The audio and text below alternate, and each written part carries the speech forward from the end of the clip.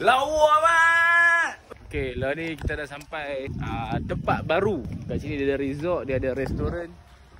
Ayat ni dah tengok dia punya glamping dah. Oh, ni kira glamping kan ni. Siap ada aircon mat. Weh, lawa. Ni jerami kot. Orang panggil apa ni? Punya elok. Ni. Tengok dia punya kemah dia.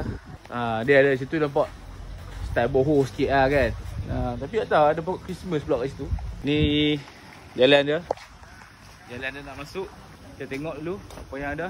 Kita jalan sini. Look Lake lah. Apa ada Look Lake? Yang ni dekat dengan dia dapat berapa viewpoint tu dalam 100 meter macam tu je pun. Tak jauh lah.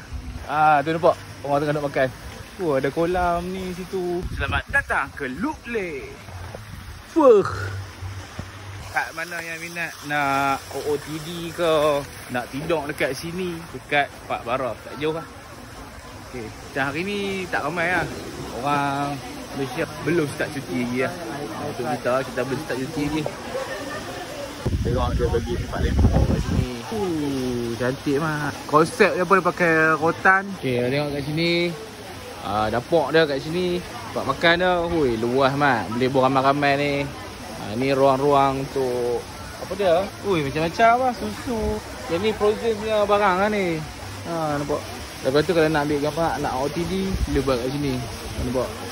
Cantik. Yang ni kopi. Kolam dia besar gila bang.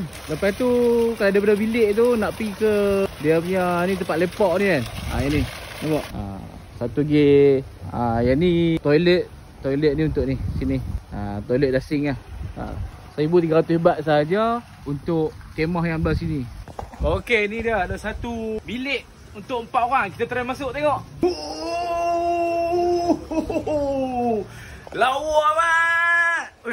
Dorang kat sini weh. Dia tahu weh. Jangan kacau bang, bilik saya bang. Jangan kacau. Saya tengah makan kacang ni. Jangan kacau saya. Ni kalau ramai orang tengok aku tu depan tu. Dia buat seronok lah. Layan lah sini. Tengok dia pun sediakan. Yang ni 24 orang lah. Aku rasa sesuai untuk 2 lelaki bini. Bukan 2 lelaki bini lah. Maksud aku lelaki bini. Anak 2 orang. Konsep dia ni memang style lah. Nak kata macam tradisional ke apa-apa dah.